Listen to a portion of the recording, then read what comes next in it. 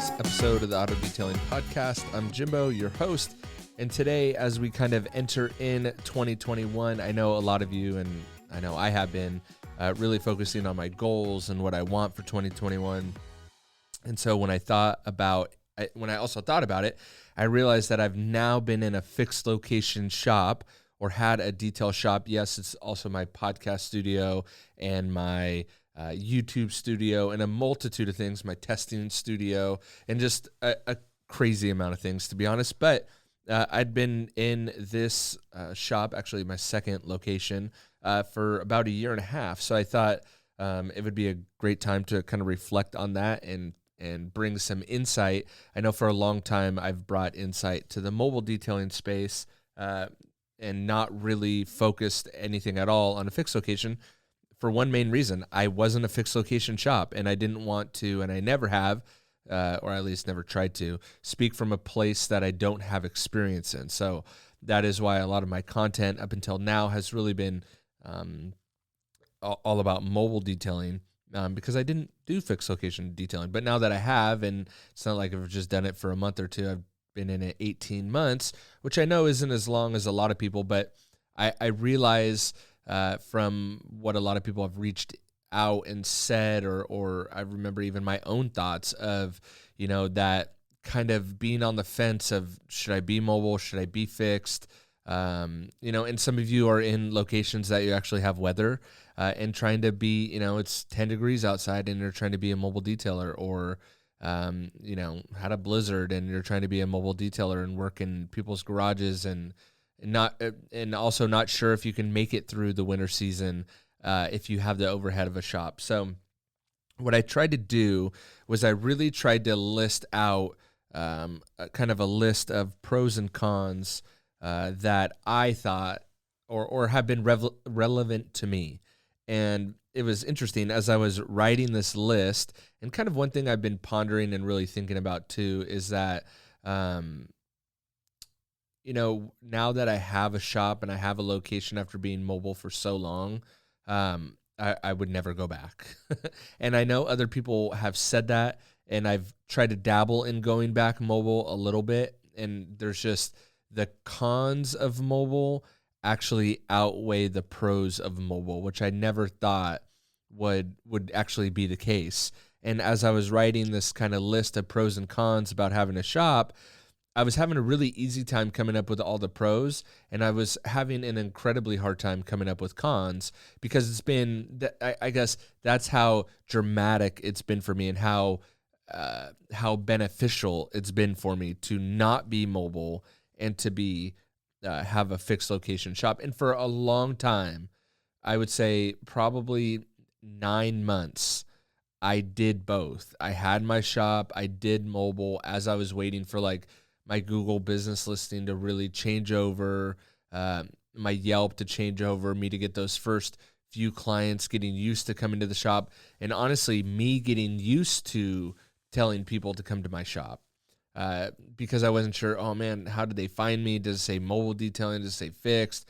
And there were some weird phone calls where it was like, okay, I'll send you over my address to my shop, and they were like, wait, I thought you were mobile. I thought you would come to me.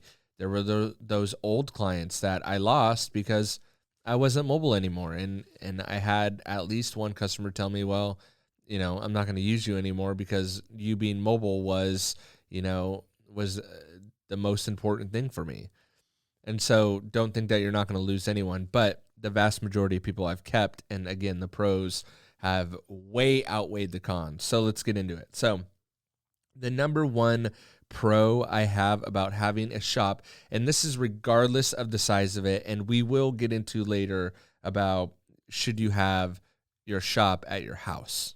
So that's one thing we will definitely cover later in this episode. So you can create the experience, and I've talked about this in the past few podcast episodes, of it is becoming ever increasingly more important to create an experience for your customer. And in the past, and if you're mobile, you can create this experience by returning their call, answering the phone, having a nice voice memo message, texting them back, being very over communicating with your client. And that doesn't stop when you have a shop. Obviously, There's just more things that you actually need to do. Your shop needs to look, in my opinion, should look very cool. It should look cool. Your signage should be clear. Your shop shouldn't look like a dumpster fire waiting to happen. It's incredible how many of these places I see that just look like trash bins inside of a shop.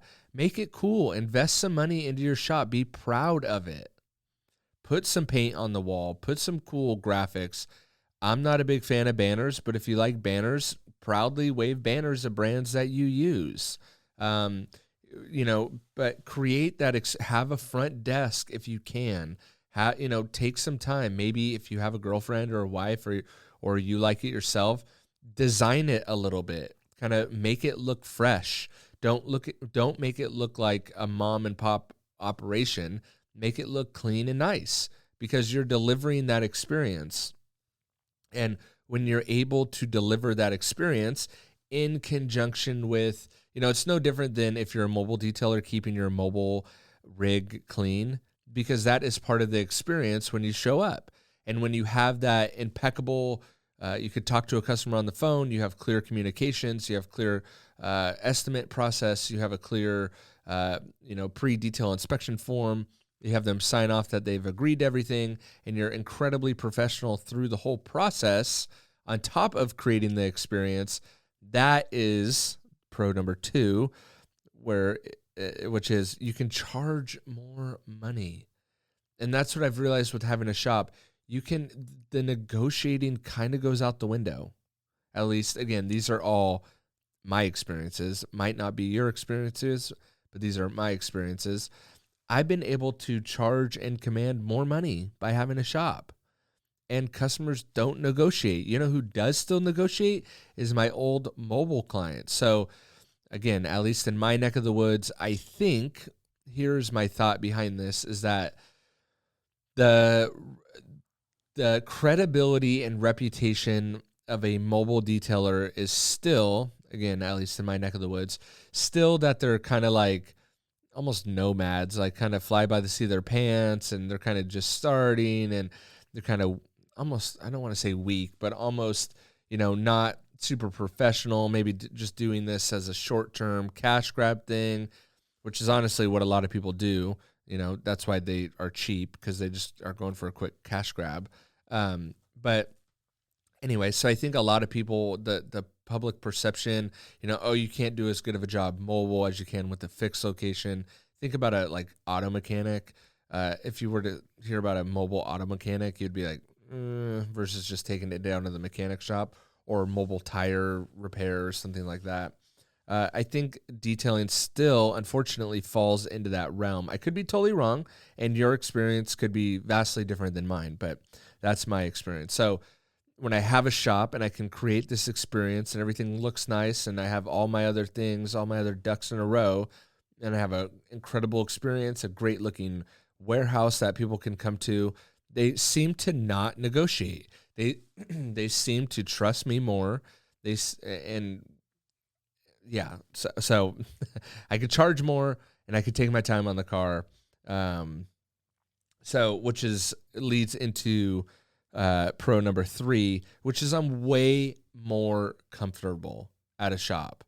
I'm not worrying about my runoff. I'm not worrying about the weather. I'm not worried about if it's raining that day, if it's snowing that day, if it's windy that day, if I'm cold, if I forgot something. Where am I going to go to the bathroom? Is there too much crap in the customer's garage? What if their car doesn't fit in the garage? What time is lunch? How am I going to eat lunch? Just like all these weird things that start to develop as you're mobile that you start to worry about is are they going to have a weird neighbor who's going to call the city on me? Are they going to have a weird neighbor who's just want to talk to me the whole time? What if I can't even work in their driveway and I'm trying to do it in the street? There's just so many factors that go into mobile. And when you're a fixed shop, if it's a rainy day, a windy day, a cold day, you just pull it into the shop and shut the door if you want, and get a little space heater if you need it, or a whole shop heater. It's way more comfortable. If I need to pause and go to the bathroom, pause and take a phone call, pause and take a break, pause and get some lunch, that is relatively easy to do. I don't have to pack up all my stuff or worry about someone stealing my stuff. I just simply close the door and lock the door and come back when I'm ready to come back. If I want to take a break in the middle of the detail because I'm feeling a little worn out, I'm not rushing to get the detail done, to get out of there, to get to my next detail, because I don't have any drive time. It's just, if I have another car, it's just sitting there waiting for me. And this is again how you can not only charge more, but how you can make more money, because you can double stack and triple stack and quadruple stack and have a bunch of cars in your shop at once, or having people coming and going at all different times. You're not limited to the one car at a time that you're working on, or the 2 cars at a time, though you do want to get cars done in an efficient manner. But you know what? Hey, if I don't finish the car today because I got to cut out early, I'll get to it tomorrow, and I'll just tell my client, or set that expectation from the get-go of, hey, this is going to take me 2 days, right? Or this is going to take me all day, which again kind of goes into that how you can command more money and get more money.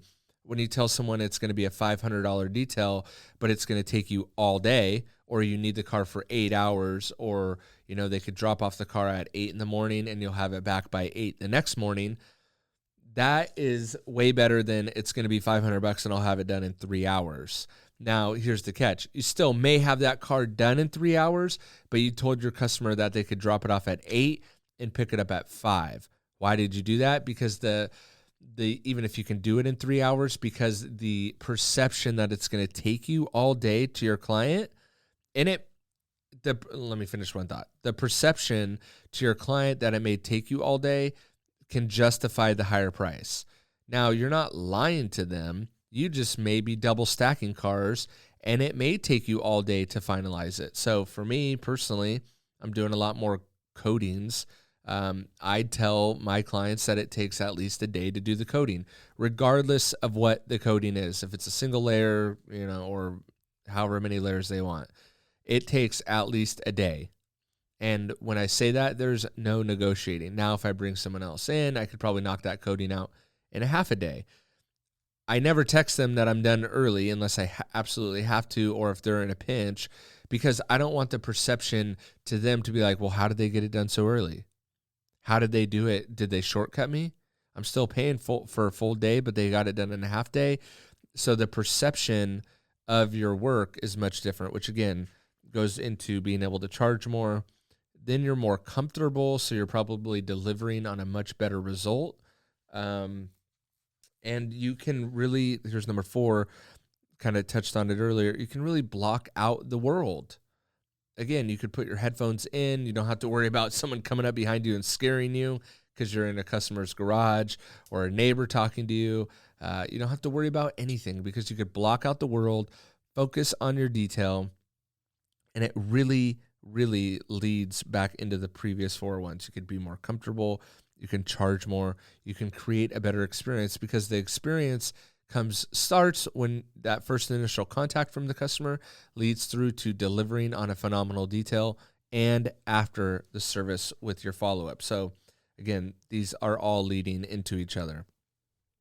So and another thing, this would be number 5 for pros, would be that it's so much easier to have employees with a shop. Oh my gosh. I've tried and tried and tried and tried to have employees being mobile, and it's a total nightmare. So having employees with the shop, having subcontractors, you being a subcontractor, which is working out really well for me right now with a local wrap shop. So me being a subcontractor, me passing work to other subcontractors, me having people come in and do work for me here, and having a shop for them to either rent out from me, space that I'm not using, or just team up with them, has been amazing. So for employees, I think what it comes down to with employees is you could just see them more, and you have more interaction with them because you're here at the shop with them. When you're mobile and you're with them mobile, either, they see how the sausage is made a little bit more, and so they feel like the barrier to entry is a little bit less, and they feel like they can do it themselves. which usually ends up always being the case. But with the shop, you can kind of be over their shoulder a little bit more. Not that you want to be doing that, but again, you can pop in and out more. You can kind of see the process a little bit more. It is definitely just a little bit easier to have employees and subcontractors. And then the sixth and final pro, at least for this, and maybe this will be multiple podcast episodes in the future because it's really my reality now. And so this podcast has always been just about my reality and what's in front of me, is it gives you the ability to do videos, have picture content, and just content in general. When you have a shop, and again, this circles back to number one, when you have and you're creating the experience for your customer, you're also creating that experience for yourself. If you have a crappy shop, you're not inspired to go into the crappy shop every day. If you have a crappy mobile van, you're probably not inspired by that crappy mobile van. We're car people. We love cars, right? Why would you have a crappy detail van? We love the experience. We love nice things. We love clean things. Why would your shop be a mess? Doesn't make sense. So one thing that I've really focused on is my current shop situation has a reception area, a separate private office, and a warehouse with a double bay door, 2 bay doors. It's about, I think, 3,000 square feet ish. And so my private office, my personal office, we're in the middle of really redesigning it and making it look cool and inspiring. And I want to walk in the door every day and be like, wow, I love this place. Not, wow, this place is a total piece of crap, I want to get out of here. And same with as we move into the reception area, I'll have the mini fridge, or I already do have the mini fridge and the Keurig, but I always have snacks, I always have drinks, getting a new couch, maybe put a TV on the wall, maybe put some art on the wall. Don't forget about your bathroom. Make your bathroom nice. Maybe light a candle when you come in to make it smell good, or have a diffuser. I mean, do the things to generate the experience. Same within the shop. Have it nice. Put your banners up. Maybe paint some walls before you move in. Repaint some walls. If you want to put down some flooring, put down some flooring. Make it look very, very cool, because most people don't do this. Most detailers don't do this, and this is another way that you can separate yourself from the competition, give that experience, but also it gives you a place to either create content if you want to create content, or if your place just looks really nice, you could have a photographer come in once a month or every other month or a few times a year and take pictures of you detailing. Or if you have a really cool car that you're detailing, again, you have that place, that kind of safe space that you can have a photographer come or a videographer come and shoot a video of you detailing that car that you're going to post on Instagram, YouTube, whatever, right? TikTok. And so it really gives this place that you can do a multitude of more things that then again will even give you more opportunities to create revenue for yourself as well. So kind of create that cool space. If you're doing a really cool car, but you're doing it mobily, and then to have a photographer come or a videographer, the client may really not like that, especially if it's at their house. They may not want their house photographed or in the photos. They may have some privacy concerns. So if you could do it at your shop, it's way, way better. So a couple cons I want to go through now that we hit 6 pros. The first con is people just stop in and call and want you to talk to them like right away. Or they'll text you like, can't find your shop. Or I'm out front. Can you come out? Because of COVID, I keep my front door locked. COVID and privacy. Sometimes I'm in the back doing my thing. I don't want someone just walking in. So my front door is always locked because I don't have a receptionist yet. If I had a receptionist, obviously it wouldn't be locked. But I don't, so I keep it locked. So people just stop in and they want to chit chat. I don't love that. I value my privacy very much, and I like order and schedules, and I don't love people just popping in. I know, not that big of a con, but for me, it's a little bit of a con. Number 2 is the overhead. I mean, you have the overhead every month. So you have the rent, you have the electricity, you have the probably, gas, if you pay gas there, maybe some cams, so you have that monthly nut that you need to crack, but that monthly nut that you need to crack also becomes a barrier to entry for other people and helps you separate from your competition. Man, even in the cons, I can't help but find the pros in the cons. So, but you have that overhead. And I remember when I got my first shop, I wasn't sure that I was ready for that overhead. I really wasn't sure. And so you may want to backtrack a little bit and create a couple streams of income. Or if you have a full-time job and you're still detailing on the side, you may, be willing to make that jump a little bit sooner. But you're definitely going to have that overhead. And number 3, the con is you got to have the startup cash. So if you want to create the experience, you're going to have a deposit, first month's rent, which can be expensive. Could be $5,000, $6,000, $7,000, $8,000, $10,000 just to get just to get the keys in your name, depending on where you are. If you're somewhere where the rent's not as much, maybe it won't be that much. Maybe you can work out some sort of deal on the first month's deposit and rent. But you're definitely going to have some cash. Chances are, what I found in my experience is, at least in my area, again, some of these industrial buildings they're like used rental cars, and they're used for industry, so they're a little beat up. So to make them not look so beat up, you got to put a little money into that, which sometimes you can negotiate with the landlord on that. Hey, I want to do some TIs or some tenant improvements. Would you give me a credit on rent, or would you give me a credit on my deposit if I do some TIs or some improvements? They may be willing to do that, but you're probably, chances are, going to have some sort of startup cash. And number 4, it might be really hard to find a place. I know for me in Orange County, they don't want car washes, and you tell them you're a detailer, you might as well tell them you're a car wash. And so it's very difficult to find a nice looking complex that fits my needs, that is within my budget, that is in the geographical area that I want. So I had to get a little creative, and luckily I have a podcast and a YouTube channel that store a car for a client. So I have some other businesses that I do that I was able to kind of get into a building without, just being a detail center. And chances are, once you're in, you're good. Landlords don't usually come around very often unless there's a problem.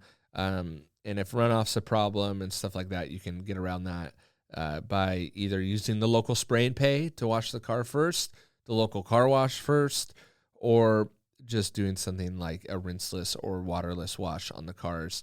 Because again, you can have the car, move it in, shut the door, and turn yourself off to the world, which includes your landlord, which you don't want to piss off your landlord. But once you're in and paying your rent on time, they pretty much leave you alone, at least in my opinion. So I guess the last question and the last thing we will cover here is, should your shop be out of your house? Now, for me, I would say no, but I realize that everyone's situation is a little bit different. And I just think that unless you can create a separate building and it doesn't look like a garage, it doesn't look like a home garage, that would be okay, probably. But beyond that, and the reason I say that is, you can always tell when someone's working out of their garage, which I've done it for a really, really long time. But if you're trying to create that experience, and most people don't care, it's probably more of an ego thing for me.